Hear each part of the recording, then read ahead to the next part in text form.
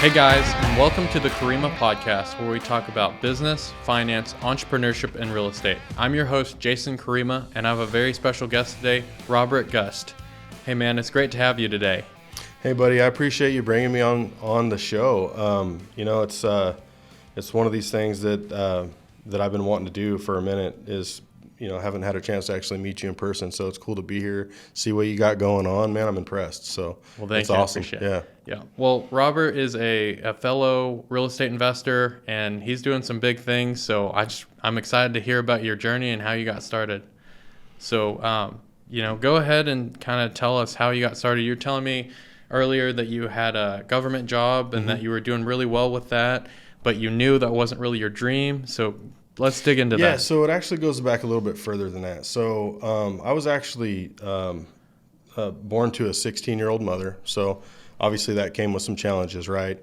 And my dad at the time was, the party guy and into drugs and alcohol and things like that. So he wasn't really around. And so my environment that I was raised in was challenging. I had grandparents around. I had a young mom who was doing the best she could. She was amazing. But, it was this environment of like lawlessness, drugs, alcohol, lack of respect for like themselves, lack of respect for others, lack of respect for the law. And at a young age, I was like, man, I was embarrassed by it. A lot of people become a product of their environment. And I was like, man, I want nothing to do with it, And honestly didn't know anything about life at that age. You're talking, 8, 9 years old, just going, wow, I'm kind of embarrassed by my family, And it was only a select few, not all of them. But, from there, it kind of created this vision of like, I want to do better. I want to be better. I want to be able to provide a life for my family that, most people probably wouldn't even fathom. Yeah. And so it instilled this kind of vision that's never really wavered. Like it's always been there. And, from there, about 9 years old, my mom marries my stepdad, and he's basically my father. You know what I'm saying? Yeah. Like a solid rock, somebody you could lean on, support you, anything you need, he's there, right? So she marries my stepdad, and this is 1989. I'm 9 years old, and at the time, he's a framer, and he's framing houses for, I think it was like $8 an hour, And I'm watching him get up every day, go to work, and grind and grind and grind. And it was 1995, he started his business, all-weather construction, Salem Roofing, still in operation today in Oregon. I saw him go from this $8 an hour to like his first year in business, he did over $1 million. Wow. And I remember how excited he was, Yeah. And so like it was like this collision of lifestyles. It's like, okay, so it was like this, the whole trajectory of our lives changed. And it's like seeing that going from like nothing, welfare, low-income housing, things of that nature, and to this like lifestyle where my dad's like, hey, buddy, why don't you, this is my stepdad, hey, here's $1,000, get on the city bus and go to the mall and get yourself some school clothes, and I'm like, wow, and so it was like this eye-opening moment for me where I was like, wow, this is insane. So you're telling me that I can start a business and create any life I want, and so I didn't know really what I wanted to do or how I was going to go about it, but it was like this, like I said, just eye-opening moment for me and for in life in general. And I was like, wow, anything's possible, And so, and he's still doing this today, and he's done better and better every year and created a reputation around town. I've just learned so much from watching this guy. And so I knew that I wanted to be an entrepreneur. I knew I wanted to be in business, and I wanted to not be average. Yeah. The average dude. And so that was like the first like event in my life that caused me to go, wow, there's so much more to this than just like getting a job, clocking in, clocking out, and going home, and the drugs and the alcohol and all the things that I had seen prior to that. And so 1995, he starts that business. I graduated high school working for him, in and out of roofing basically is what I was doing. Summers I was up on the roof roofing. And so I was kind of surrounded by construction in a way, and because of what he did. And honestly kind of turned off by it because I didn't want to be the guy swinging the hammer. I wanted to be my dad, the boss, Yeah. And he's like, no, you're going to earn it. So he put me to work with the crew. And honestly, a lot of times I felt like I was treated worse than the crew, because I'm the son, and I appreciate all of it at this point. But so it was like this higher expectation for you. Yeah, absolutely. And he made me do it and made me earn it. And it did turn me off to it. And that's why because he wanted, he'd always tell me, well, the business will be yours one day. I'm like, yeah, well, I don't know if I really want to do that, long story short, I graduated high school, ended up going to college for like 3 months at Clackamas Community College, just outside of Portland, Oregon. And did that for about 3 months and realized, school's not for me. I didn't like it. Really anything about it, the studying, all the time, energy, and effort you're putting in and not making any money, And so I went to work at like 18 years old, odd jobs here and there. And then, I came into, actually I worked for Rent-A-Center for a minute, and that was like basically repossessing people's items in their home. That was interesting. There's a lot of stories there, but I did that. And then I had a buddy who I literally worked for one of my friends at Rent-A-Center. He was like the manager, right? And he goes to work for the state of Oregon, and I'm stuck at Rent-A-Center, and he says, hey, we have a job opening. If you want to apply for it, I can put in a good word. And I said, okay, I'll do that, So at 24 years old, I've already had my son at 23. I'm living in a duplex, don't have any money, spending my time doing things I shouldn't be doing, outside of work. And the vision almost kind of got lost, right? It's like, didn't get lost. I had it, but it was like, how am I ever going to get out of that? Yeah, absolutely. It's like, it's this cycle, this vicious cycle of like just enough money to get by. The golden handcuffs is the way I refer to it. So like just enough money to keep you coming back. Yeah. You know what I mean? That's a good reference. Yeah. So I take that job. I was a revenue agent one, collecting overpaid unemployment insurance, back for the state. So issuing garnishments and things like that, bringing the money in.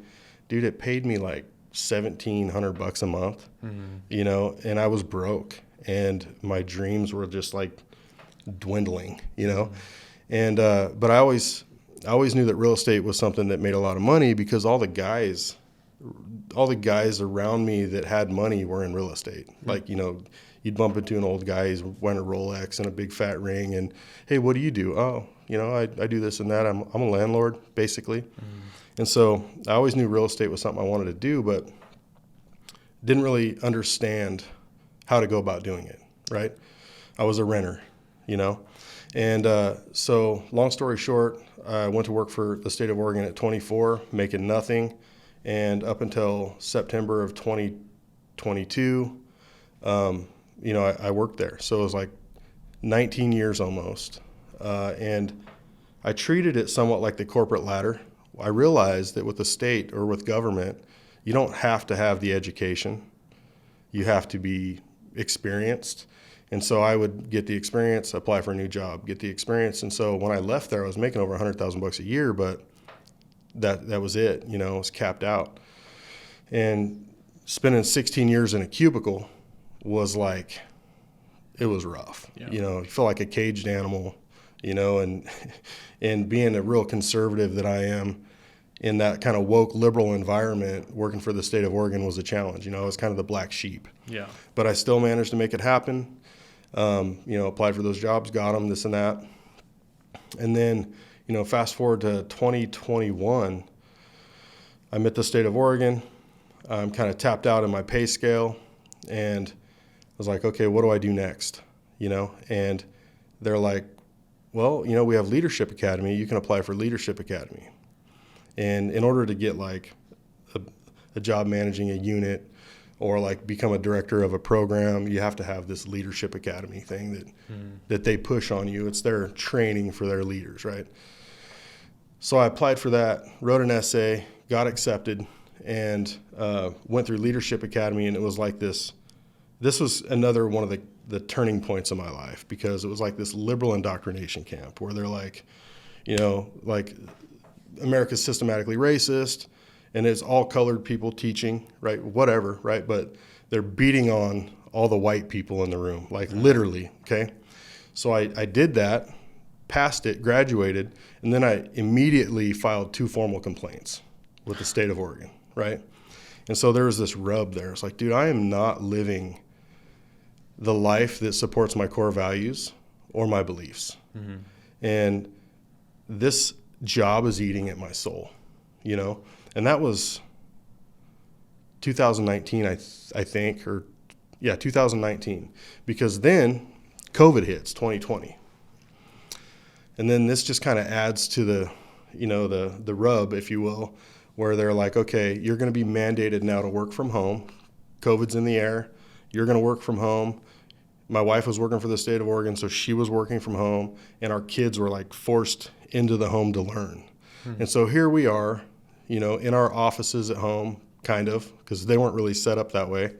And our kids are there. Thank God my wife can multitask, because I cannot, and I am not a teacher, right? So she saved the day. I mean, she was teaching the kids, she was doing her job, and I'm just out there kind of doing my job. But really now I'm focused on, okay, what is it my heart's telling me to do? You know, are you going to ever build that business that you've dreamed of, right? And so 2020, COVID, stuck in my office. I have a buddy who moved to Springfield, Missouri, about a year prior to that. Or he moved through COVID also, actually. So this was, I think, right after COVID kicked off, and I'm on the phone with Nigel. And Nigel, you know, I'm going, man, what are you doing? He goes, well, he's investing all over in like Kentucky, Tennessee, Oklahoma, Alabama. I think he did like 2,000 units in 2 years. Wow, that's multifamily, incredible. you know. So I was impressed. I was like, wow. I mean, like, so he moved. He's living his dream life. And so I called him. I was like, hey, Nigel, what do you got going on, man? I mean, like, how's life in Missouri? Is it anything like Oregon? He's like, no, man, kids are in school. You know, they're not being mandated to wear masks anymore. Life's pretty much normal. And Oregon was shut down like commie China. I mean, honestly, it's what it felt like. And if I didn't move, I might have gone to prison, because it was that bad. You know what I mean? Because I'm like going into stores with no mask, and they're like, no. And I'm like, who are you, you know, to tell me what? I'm a grown man. If I don't want to wear a mask, I won't, you know, kind of thing. And so it was getting heated. And Nigel says, hey, Robert, if you're serious about this, then why don't you get a plane ticket, come out here, check out Missouri. If you can make it home, I'll do everything I can to help you, you know? And I'm like, okay. So I get off the phone, go up to my wife. I remember she was working at her home office. I'm looking through the window, you know, because I was outside on the phone with him. I'm looking through the window. I'm like, hey, you got a minute? And she's like, yeah. And she slides the window open, and she goes, what? And I go, I don't know what it is, but I feel like our future is in Missouri, you know? And she's like, what do you mean? And I'm like, well, and I kind of explained to her what was going on, and she was feeling the same thing I was feeling. Life just got really miserable, you know? And so, I mean, the whole family's gaining weight. There's no activities to do. It was just like, dude, you know, it's time for a change. And so we flew out to Missouri. We spent 2 nights at Nigel's house, and then he had a lake house on Table Rock. We spent 1 night there, and it's November, so it's like beautiful, you know, and we're like, totally could make this home. So we jump on a plane, fly back to Oregon, put everything in motion to move, and we sold 2 properties. And next thing you know, here we are. We showed up in Missouri January 2022, like January 5th, stayed in the lake house for a month until our house was finished being built here. And then from there, it was on. You know, I was like, this is my dream. I'm going to build this real estate portfolio, and nothing's going to stop me. And my wife's like, whoa, wait a minute. The whole time she's like, what are you doing? You know, are you sure you're going to buy another property? She goes, do you think you should hold off? You know, and I'm like, nope, bam, bam. I was just knocking them down, you know, as fast as I can find them. And so, yeah, here we are, you know, we're in Missouri, and the rest is history. So that's awesome. So right now, what all are you working on? Like, What projects do you have? Kind of tell me some of that. So after we moved here, I bought the first property I bought actually was like February. Or no, I'm sorry. It was we closed it I think in February. So a month after we got here was my 10-plex that I bought in North Springfield. And that was an interesting property because being new to this, the whole BRRRR method as far as like buying hard down properties and then, building them back up and building the equity was new to me. And when I walked that property, I was like, wow. Honestly, it felt like I was walking into the movie Saw. I mean, yellow, dingy walls. Yeah. Dude, cockroaches everywhere. Oh, I know, bed bugs. I mean, all the things that you're like, are you sure this is really the dream I was after, And anyway, so 9 months after we got here, I knocked down that 10-plex, 2 4-plexes, and then 2 single-family homes. And they were all rented, at the 9-month mark. And when we moved here, my wife and I were still working for the state of Oregon. And so at that, I think September of 2022, after I'd finished those and got them rented, I was like, I'm done, and I quit my job. My wife was like, what are you doing? Don't do that, Like, I can't do both. This is just way too much. So we finished those, got them rented out, and then I kind of transitioned to flipping houses because the market had changed. Interest rates went up. The whole buy and hold approach was a little more challenging than it was when I first arrived in Missouri.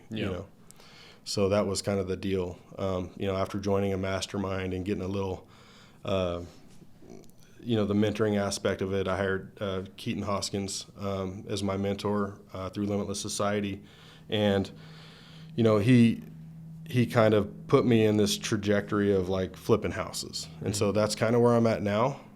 But I'm trying to get back towards the multifamily aspect. Currently sitting on 2 flips that need to be sold, a house that I bought, one of the single-family houses I bought early on, got the renter out of it, rehabbed it. Now it's on the market too, so 3 houses on the market.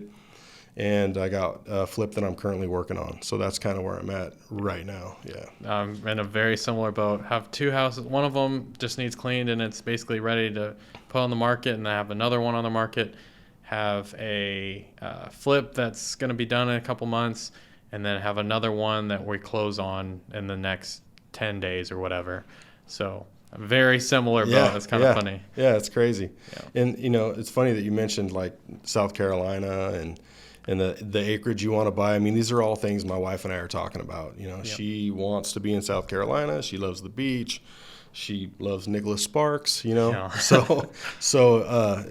I mean, there's a lot of similarities here. Yeah. So for those that don't know, we're also wanting to eventually move to South Carolina, and we're, my wife's really pushing it. She loves it out there. And so we keep visiting, trying to find different areas that we like, and we think we finally found like the area that we want to live. So hopefully in the next year, we'll probably buy a house out there. Yeah. What area are you thinking? Maybe Lexington. Lexington. Okay. I got a buddy in Lexington, South Carolina. Oh, really? Yeah. Oh, that's cool, man. Yeah. In fact, he's thinking about moving here to do what we're doing. Oh, really? It's crazy. Yeah. That is funny. So I've been there once. Yeah. It's a cool little spot. Yeah. So our goal would be to fly back and forth every other month.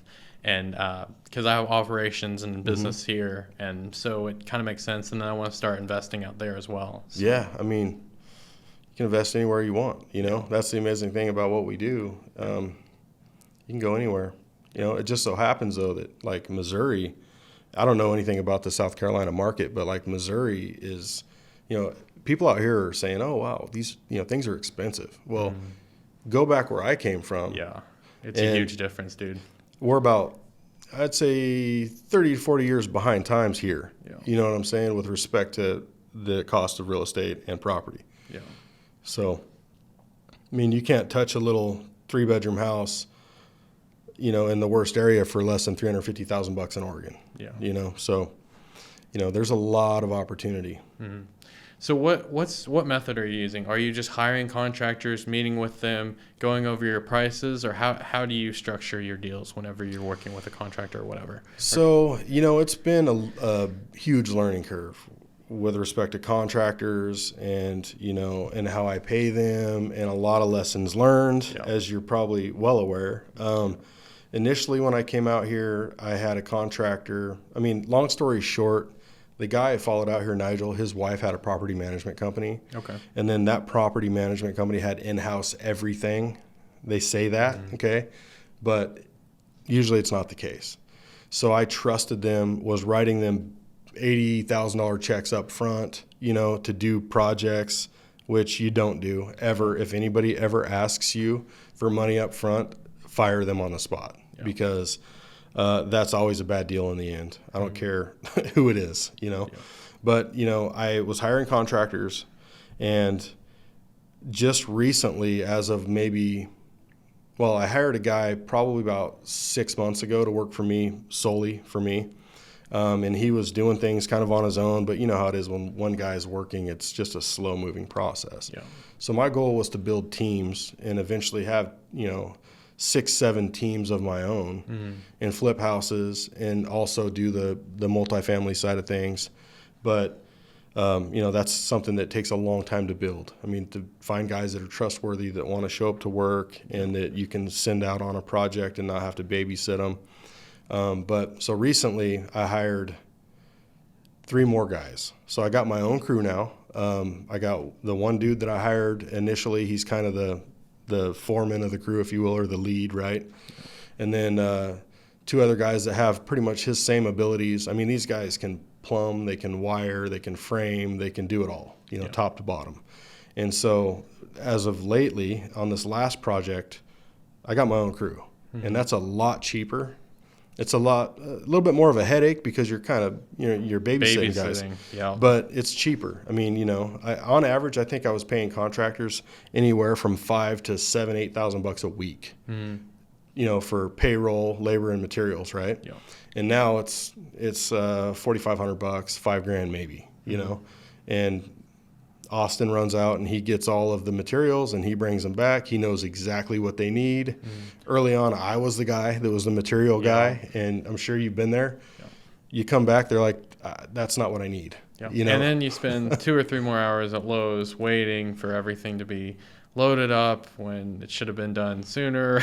Oh, it's insane. Yeah, it's like, it's it's an hour and a half every trip. Yeah. And through my Alexander flip in Republic, this is the first deal Nigel and I partnered on, and it was his crew that he brought in from like down south, and most of them were speaking Spanish, and I was the kind of gopher going for this, going for that, And honestly, I was in Lowe's, Menards, and Home Depot twice per day.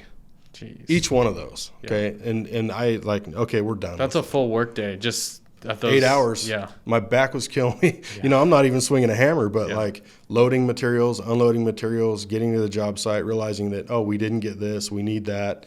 And those are the wrong items. We got to return those. It's a full-time job. So you're better off paying the guy who does the work to go get those materials and bring them back in the end, Yeah. So I'm kind of in that place where my mentors and everyone are telling me I need to start hiring guys. I'm big enough to hire my own guys, but I'm also in that position where I don't want to babysit either. So it's hard. It's like that hard thing, but whenever you need to do something, you really need to do it, and you probably should have done it before you realize you really needed to, right? Yeah. So that's probably my next step. Is there anything that's holding you back from doing something that you should be doing? Well, there's a lot of fear related to what we do and all the unknowns. Yeah. So, hiring Austin, the first guy, full time, was like, okay, I can manage this. You know what I mean? And if I can teach him to do what I do, as far as this is the finished work, this is how we're going to do things. We don't cut any corners, by the book. If I can train him to do that for me, then he can lead a crew. Yeah. And if he can lead a crew right, we'll pay him more money. Yeah. I haven't yet because I think there's a lot of learning to do for him still. But it sounds kind of bad. But some of these, I treat my guys really well. So through this Walnut Grove project that I had out in Walnut Grove, Willard really is what it is. I hired a new contractor, Hugo's Home Renovations. The dude's awesome, right? Yep. Now, the problem with these contractors is they sell you this service, and then it changes as you move on. You get less guys and the price goes up. It's really weird, right? And so, and you know as well as I do, these contractors, their livelihood's based on the next job. So they're constantly out finding new jobs instead of focusing on your job, you know, like they should. And then they're spread in between jobs because that new job wants to get started right now, whoever that is. And so, you know, I find that, you know, you get spread thin, but I treat my guys really well. I show up with coolers full of, I mean, if they want Modelo's on Friday, I buy them. You know what I mean? If they want pizza, it's there, you know? And so through that process of treating Hugo's guys that way, they started coming to Austin, my lead guy, going, hey, do you guys got any work? Dang, you know? Awesome. And I'm like, and I told Austin, I was like, look, I'm not going to steal anybody's guys. You know, if they are not working or they need work or they've separated from him, it is what it is. Well, now I got 2 of Hugo's guys because I don't know the true story. All I know is they told me is Hugo, I don't work for Hugo no more and I need work. And I said, hire him. So we hired 2 of his dudes, you know, and so now we got a crew of 4 guys that are over there. And yeah, man, it's challenging because you're always going to feel like, you know, what if it doesn't work out? But what if you don't do it? You know what I mean? It's just like everything else. It's just like starting this business, buying your first property. You will find a way to make it work. And if the guys don't work out, you cut them loose. I mean, that's just the way it goes, you know? Worst case, we do a trial run, see how it does, give them a month. I mean, you know what you can calculate the month on how much it's going to be. And you're like, what? Worst case, I'm setting this money on fire, but it's worth it because I know at least what, you know, I know what to expect. Absolutely. Yeah. So it's interesting, but you know, the guys that you find that are worth it, collect them. Yeah. Oh, keeping him, you know what I mean? Good, you know, just good relationships, nurture those relationships, keep them coming around, kick them work when they, you know, and then maybe it'll develop into something full time, you know? With Austin, the way I met him was my entire portfolio that I had rented out. You know, obviously there's a lot of maintenance. You know, doors get kicked in, windows get broken, furnaces go out, you know, things like that. So originally he was my maintenance guy. And to be honest, he probably made more money doing maintenance for me because it was all piecework. Put in a door for $175. Yeah. Well, he makes $25 an hour. Yeah. He can do a door in an hour. You know? So I ended up, you know, it ended up working out with him, and he knows the maintenance side. He could do the wiring, he could fix the plumbing, not all of it, but the majority of it. And so I kept him around, you know, and then actually he fell on some hard times and ended up staying with me for about a month in my family's home, you know, and he was working this roofing job, and the guy says, hey, you know, we're going to be laying people off. And I said, well, we're getting ready to ramp things up this summer, so now's your time to work for me full time if that's what you want to do. And he's like, yeah, I'm there. Okay. But, I mean, he's the guy also that I can call at 10, 11 o'clock at night and say, we got a water leak. I need you to go fix it. And he's there. That's awesome. So there's a lot of give and take there. I mean, as far as like you scratch my back, I'll scratch your back, you know. So what have you noticed? Have you noticed that, like, are your guys performing at the same level as your contractor would? Like in a week's time, they would get about the same amount of work done? Or is it maybe a little slower, but ultimately they're always focused on your projects, so ultimately you won't really notice a difference? What are your thoughts there? It's been better. Oh, wow. They're moving faster, yeah. Like this Nichols property we're doing, it was like a kind of a makeshift duplex, right? And when you walk into the back room, it was like 3 steps down and a cement floor. It had a sink, spot for a stove and all that. And, you know, and it's something that would have taken a crew probably a couple weeks to do. These guys knocked out in a week. I mean, we raised the floor there, put floor joists in. We turned that one big room into like a master bathroom or a main bathroom with an ensuite, you know, and a closet. So now we got an extra bedroom and stuff like that. I mean, these guys are smashing through it. So we've been on that project, I want to say about a month now. And it's real close to starting the finish work. Yeah. You know, and with the contractors, man, my experience, I guess I should say, is that they tell you one thing, and then by the end of it, they're doing the exact opposite. You know, it's like, oh, I promise you 5 guys. Well, 5 guys can move mountains. Mm-hmm. And then by the end of it, you show up to the job site, 2. you got 1 guy. One guy. 1 or 2 guys. Yeah. And so things just slow down, you know. If they're your crew, they're where you say they need to be. Yeah. They're doing what they should be doing, and you show up, you know, and they're doing their thing. Now, not all guys are like that. My crew is pretty good right now. Will that last forever? I don't know, you know. But this is the only job I've really had this experience, and so far it's working out. You know what I mean? Yeah. So earlier you kind of touched on that you hired a coach. Yeah. You spent how much on your coach? So I joined Limitless Society, and I think I joined Limitless Society, and Keaton Hoskins is like the founder of Limitless Society. He's the muscle from the Diesel Brothers show that was aired, I think, for about 5 years on Discovery Channel, right? And so I think I was kind of attracted to the fame and the money and things like that. And I'm, you know, in hindsight, looking back, there's some great relationships that have come from that, but I'm not sure that, maybe he's the right mentor for me and my goals and what I'm looking at doing. I mean, he's an amazing dude, don't get me wrong. But it's, you know, you got to kind of do it. It's kind of like we're talking about hiring guys, you know, you got to take the leap of faith, lean into it, and you have to experience it. And then once you've done that, it's like, okay, we're going to adjust and move on from here, you know? Yeah. So I hired Keaton, and he said, well, sell off your entire portfolio. That's why everything was for sale. You asked me, why are you selling everything? Well, Keaton told me I should probably sell everything, transition to flipping houses, stack the cash, and then get into better properties, like B-level multifamily instead of C and D, you know, because those are a challenge. Yeah. I did that. Through that mentorship, I met a dude named, they call him the Red Suit Realtor, Scott Orison. He's out of Utah.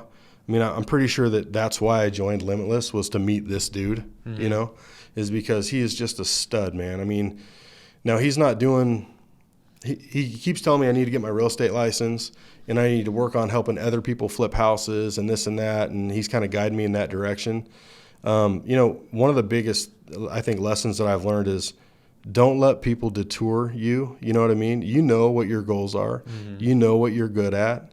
And everybody that comes into your life is going to have an opinion on that, and they want you to do what they do in a way. I really like that advice. I feel like there's a lot of people that'll try to get you to do whatever they're doing because they're good at it, but you might not have the same talent as them. And so, like, find someone that you will trade places with their lifestyle and what they've accomplished, that, you know, it's some of your goals, your same goals, they've already accomplished some of them. And those are the people that you need to have as mentors. Absolutely. In my opinion. I agree with that wholeheartedly. And to piggyback off that, you know, taking advice from people that you respect, that don't really have your goal set, that don't understand your drive, they don't have your abilities. I mean, it just derails you, you know? I mean, it just slows down your process, because eventually you're going to get back to who it is you are and what you want to do. And, you know, you're going to go, dang, I wish I would have just had, you know, the ability to tell them, hey, look, that's not for me, you know? And I haven't had that discussion with Scott yet, but Scott started his own mastermind. It's called Build Your Table, right? And I'm a part of that one as well. And that one's more about kind of building your influence. And through Scott, I started writing a book. So, you know, that's awesome. So there's things that come with that are like going to be probably a huge benefit to me. And I'm always going to be a part of that mastermind simply because I love that dude and I want to support what he's doing. You know what I mean? Yeah. Like, I'll pay the $300 a month to be a supporter of his, to show up to the events I can show up to, and, you know, and work on me. One of my biggest fears is public speaking, like doing this here right now. I was so nervous coming into this, you know. Yeah. You've been awesome, man. It's a scary thing, you know, but I feel like you owe it to everybody around you to share your story. Yep. And I owe it to share my story, because we can help more people that way. Because there's a lot of people that are struggling in life. You know, they're like, hey, I have these dreams, but I don't know what to do. Well, look, we all have a story, and they're all pretty relatable, really, right? Yep. And so if we share that story, we can help one person go, man, I'm going to buy a property, you know? And that's what Scott does best, is he finds people that are kind of stuck in that rat race. He'll find them a deal. He'll make money on the purchase. he'll let them flip it with his guidance, and he'll make money on the sale. Yep. And he's a real estate agent. And he's like, Robert, you need to do that because, that's your ATM. That's going to be the money that comes in every month. I'm like, haven't told him this yet, but that's not what I want to do. I want to buy real estate that has passive income. Yeah. That's my ultimate goal. And if you aren't in a mastermind and you aren't around a group of core guys that have your same desires, the same drive, that think outside the box, that aren't punching a clock every day, right? They're doing bigger and better things, then you're wasting your time. I mean, absolutely. I agree with that. And then, to talk more about that whole concept as far as hiring a coach or a mentor, I've tried the Limitless Society thing. I'm still there. I still got a one-on-one coming up with Keaton, and I got to break it to him that I'm probably not going to be there for the next round. Mm-hmm. I'll stay with Build Your Table. I've been in the Lion's Den for a couple months, didn't do anything with it, just recently canceled my membership there because I wasn't utilizing it. It doesn't make sense to pay for something you're not using, right? But then I came across the Capitalist Cartel Platinum Group. Now, I knew of the Capitalist Cartel, but I didn't want to just be spending another couple $100 a month and not really be engaging, right? So I saw Caleb put that post out there that said, hey, man, I'm going to do this group. It's the platinum level. And I immediately messaged him, and I was like, hey, Caleb, can we get on a call and talk about this? He calls me. He's like, man, yeah, I usually don't do this. I usually don't make phone calls. I don't want guys to think I'm trying to sell them on anything. I said, yeah, well, my situation's a little bit different, I'm doing these masterminds, and I'm really trying to find kind of my home with respect to my core values, who I am, what I'm trying to accomplish. And, I feel like maybe this might be a good fit, and he goes, yeah. And I kind of laid it out for him. And then I asked him, I said, what is your goal for this group of guys? What is your idea? What's different about this platinum level than your other group? And he said, well, to be honest, he goes, there's a lot of guys that come in to the group. There's 200 and something of them, and they'll pop their head up once in a while, but a lot of them aren't really doing much. In other words, he didn't say that, but that's pretty much the gist that I got from it. And he said, so this group is to get basically some ballers in the room that are doing things and show that group of guys, look, this is what can happen if you, number one, invest in yourself. Number two, put forth some action, And I'm like, I'm in. And he goes, what? I said, send me the link, man. I'm in. And he's like, okay. And next thing you know, I'm signing up for the Capitalist Cartel. We were on our call yesterday. And I feel like just sitting in that room and listening, or on that call and listening to everything that's going on. I mean, those guys are doing so much bigger, things than I am currently. And I feel like I learned so much just being on that call yesterday, you know? So it's one of those things where the guys that continually struggle in making money or in being successful, it's because they aren't willing to invest in themselves. They're trying the same old thing that's not working over and over and over again. And the bottom line is, man, as you get into a room like that, your life changes. Yeah. So what would you say to someone that's scared to spend the money? Because they maybe have limited funds, but they know they need to be getting more education on how to make money or whatever, or they know they have these big goals, but they're not sure how to accomplish them. But they're just scared to spend the money on something like this. What would you say to them? Well, I'm just going to be real here for a minute, because right now I don't have the money. I put it on a credit card because I know the value that lies in that purchase and being around those guys. Like you and I were talking about our current situation financially. I mean, this is a debt-based business. Yeah. You have a lot of debt when it comes to real estate because obviously you're not using your own money, right? And it costs money to make money. And so, when that came out, I told my wife, I go, I want to join this. And she's like, with what money? We owe so much money, And I'm like, well, I think it's going to cost me more in the long run.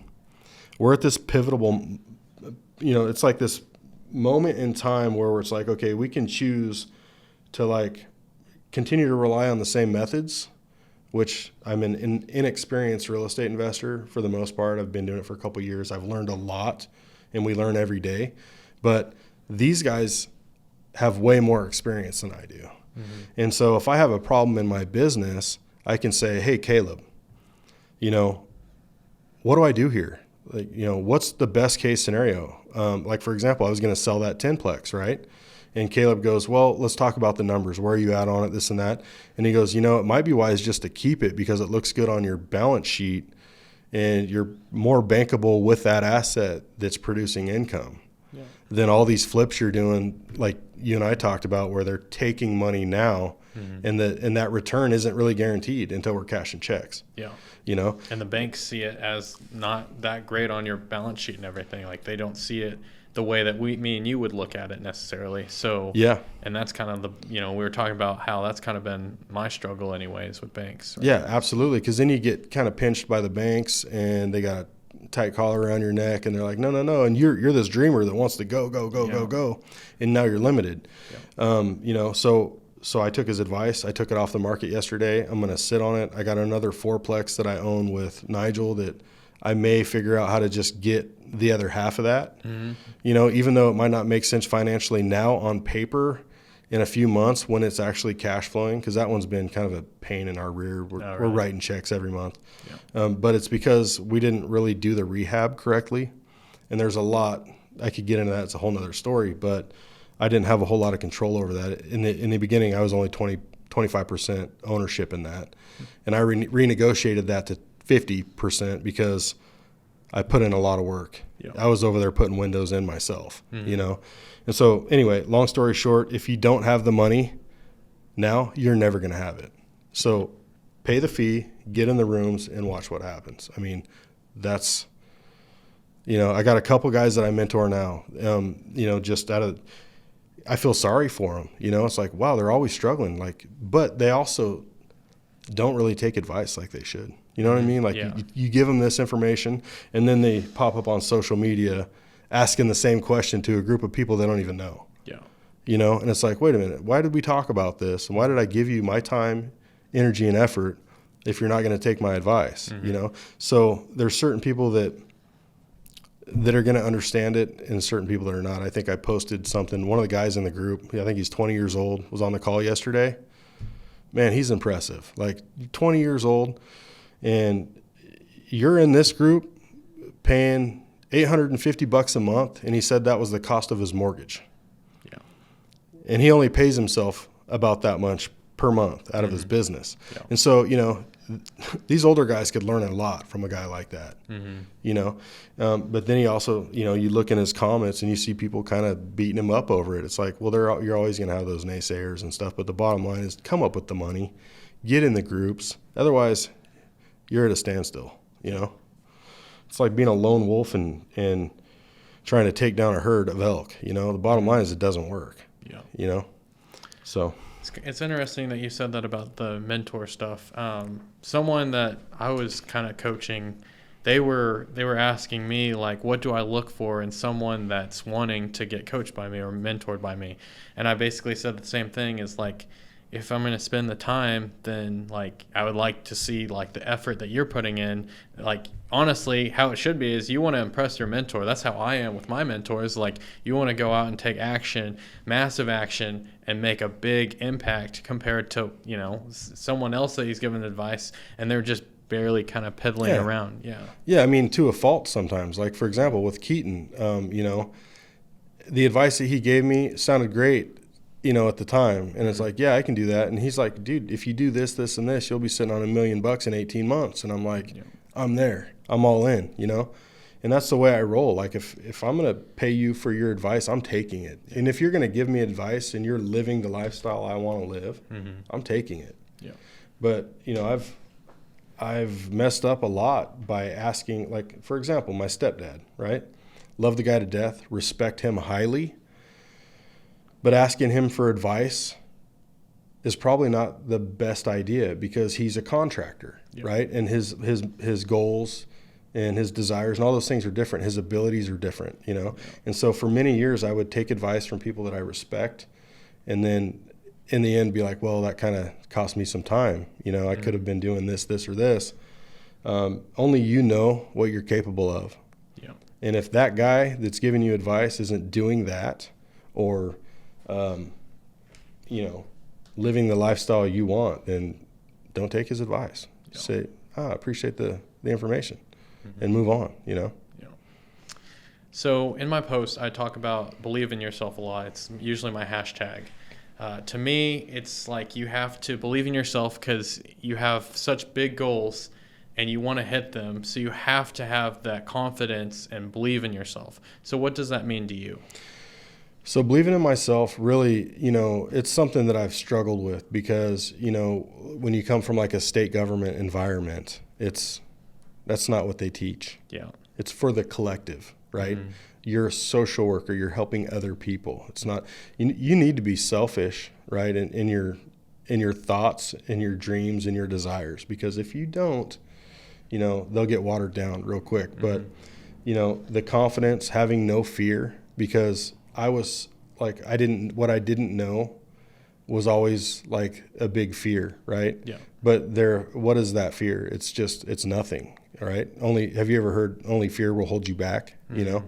So it's believing in yourself. You know what your skills are, you know what your abilities are, and you have, this burning desire like I do. Not everybody has that, by the way. I mean, there's a lot of guys that are okay with clocking in and clocking out, and that's fine. We need those guys, right? Yeah.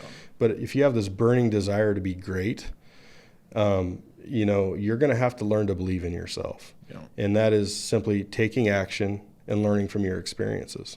Absolutely. So. Yeah. So what are some of the goals that you're working on right now? So, it's gone back and forth because of the different mentors I've had. Yeah. And everybody, like I said, wants to give you their advice on how they would do things and this and that. But let me tell you, Keaton Hoskins is an amazing dude, but he's not a real estate investor, mm-hmm. right? And so his advice, you take it with a grain of salt, mm-hmm. right? So my main goal was to have 1,500 units, doors rented, 10 to 15 years out. Mm-hmm. And then I focused on the flips. Well, I always wanted to flip houses, so it was kind of an easy transition. It's fun. I enjoy it. Mm-hmm. So right now, in order to reach that 1,500 door mark, I really got to dial things back, kind of dissect my plans moving forward. And, initially it was like, okay, these flips will help fund those purchases moving forward. And honestly, with this market we're in, and I know you're feeling it too, like things aren't selling as fast as they were. That money's sitting there as equity in these properties, and it's getting eaten up every month on holding costs. Yeah. So, right now what I'm going to transition back to is hard down multifamily units that I can put on my, build those up, add the value, get them on your financial statement, on your balance sheet, show an income, and then keep, driving in that direction, mm-hmm. so that, I can build that balance sheet and be, bankable, as Caleb would say, right? Because I think in the direction I was going with the flips, I'm leaning more and more towards not being bankable. Yes. Because there's no monthly income, no passive income. They're not producing anything other than that one paycheck that you may or may not get, mm-hmm. right? And we'll sell those properties. There's no question. It's just a matter of when, the flips. So. Nice. So is there any book that really stands out to you that really helped you with investing or getting started that you recommend everyone reads? Man, so everybody talks about the Rich Dad, Poor Dad concept, and that obviously was one of them. But I think even more than that, I don't know if you've ever heard of Napoleon Hill. Yeah. So Think and Grow Rich. Yeah. Was like the book that I read that had my heart racing and pumping. Mm-hmm. It was like, wow, this guy's onto something. You know what I mean? Yeah. And that's just living a principled, meaningful life, right? And there's 13 chapters on that in that book. And it changed the way I think, So it was one of those books that's like, in fact, talking about it, I made some notes after you sent me the questions. And, going back to that and trying to remember what was in that book was a challenge. So I'm going to go back and read it again, But, yeah, that book changed the way I think, for sure. I agree. That used to be my favorite book until I read Rich Dad, Poor Dad. But, yep. There's a lot of takeaways in it, and I I can't remember what all of them are. Yeah. But yeah, I need to go back and read it myself again too. Yeah, you know, a lot of it kind of stems back to like the manifestation of your life, right? I mean, that in my mind, manifesting your life, like that right there is like a superhuman power, right? Mm-hmm. Because like people, oh, whatever, I want to do this, I want to do that. No, but if you have like that burning desire, mm-hmm. right, which I know you have, I have it, that's a seed planted by God. Right? So if you listen to that and you lean into those desires and you actually take action in that direction and you pray about it, God will open those doors for you. Mm-hmm. You know, there's a reason why you feel the way you feel. Yeah. And we ignore that all the time, you know? So just being more in tune with who you are, how you feel about things, and respecting that gut feeling, like it changes life, you know? So like for me, like that vision as a young kid, I have literally knocked down everything I have wanted to do. Now I haven't finished, right? But you could ask my wife; she knows. And it's like, well, he wanted to do this. I've done it all, and now I'm full steam ahead because you got a little bit of experience under your belt. You've taken some action. You're learning. Like the banking side of things is a whole nother beast, you know. So you start to get that experience. It's like, wow, dude, this is crazy. I can do this. You know what I mean? And I'm going to move so fast that people are going to think I'm crazy, you know? But that's what happens when you actually start taking action, you know, that belief in yourself. So if people don't think you're crazy for your goals, I don't think your goals are big enough. I know, you know, and the thing is like, okay, dream big and then dream bigger, you know, you have it on your wall. Yeah. It's like, come on, man. Like, you know, we are so limited in our thought process. Yeah. Like you and I sitting here, you know, we're dreaming big, but we should be dreaming way bigger. You know what I mean? Yeah. And the bottom line is that if you want it bad enough, if you are dedicated, you know, you have the desire and you have the discipline, which we struggle with, like you said with the gym, as long as you keep going back, you know what I mean? Yeah. But if you're dedicated, you have that desire and you're disciplined, I mean, and you don't give up, you'll have anything you want, you know? That's my true belief for myself. Yeah. There's a Bible verse that says he can do immeasurably more than we could ask or imagine. So that gives me chills, you know, to even think about. Yeah. And I just recently started reading the Bible. Like, man, I've read Luke, James, and Job. That's it. Yep. I just finished Job this morning.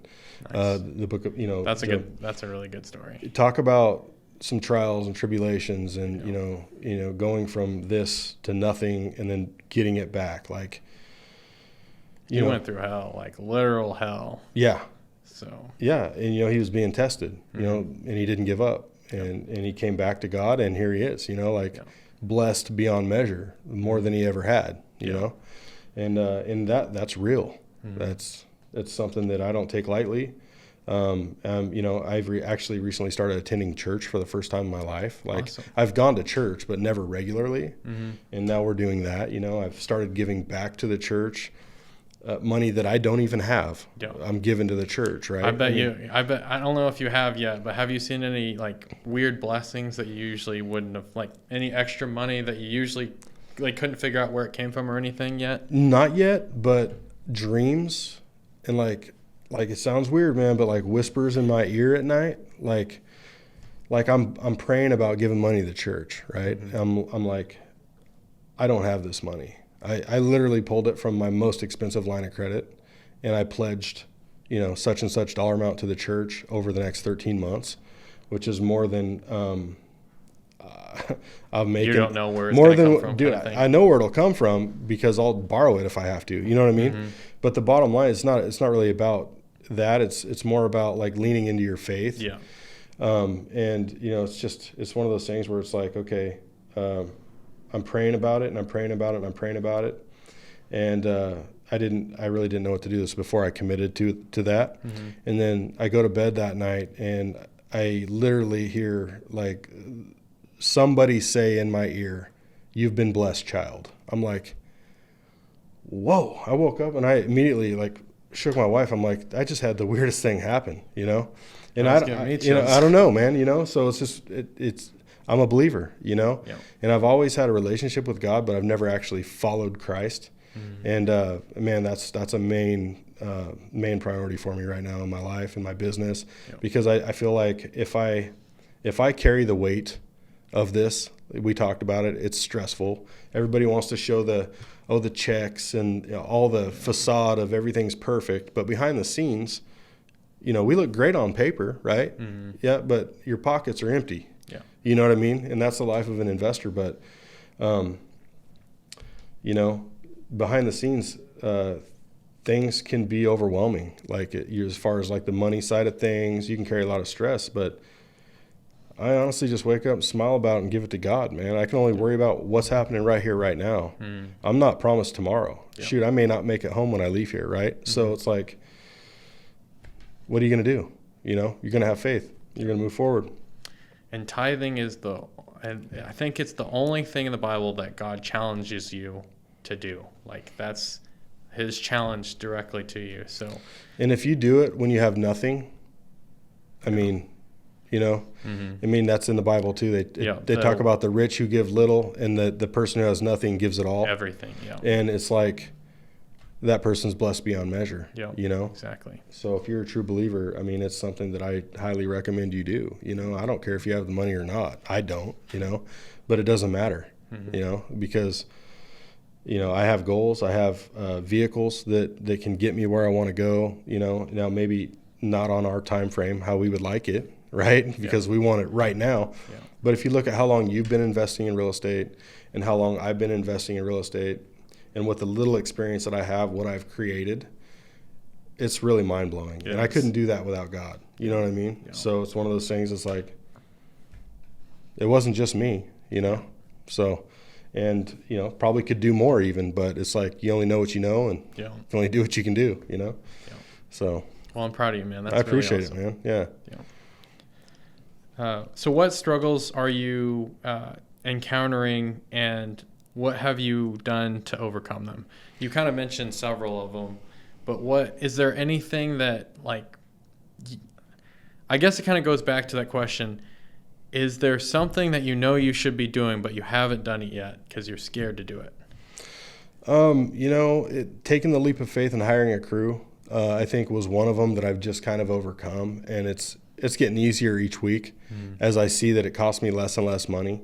But as far as struggles go, man, honestly, the biggest thing in real estate is people have their hand out 24/7, and they don't want to treat you right, but they expect you to treat them right, Yeah. And so I've lost probably $100,000 in the last 2 years to just bad contractors, work that I had to redo, time that I had to pay people to do it, and so trust issues, they're hard to overcome, but you gotta. It's like, okay, trust but verify, So if you're working with people, verify who they are, never pay them up front. So contractors, break-ins, thefts, just all the things that kind of come with this that you don't even expect. Yeah. Because everybody goes, oh, real estate's this beautiful, sexy thing, right? Like where, oh, man, he's in real estate and it must be a perfect life. It's rough, man. Yeah. And it's not for the faint of heart, So you're going to go through ups and downs. It's going to cost you a lot of money, and that's probably one of the biggest challenges I faced. But never really also, I have a line of credit that I rely on that's a couple $100,000 just in case, right? And now I'm into that about $90,000. Yeah. Right? But that was always like the reserve. I told my wife, I was like, okay, so this is only if we have to money, And so always make sure that you have a backup plan, Yep. And don't overextend yourself. I guess that's been a challenge too. So, because things always cost more money than you think. Yeah. And the number on paper is going to always be a little bit more, change orders with respect to construction.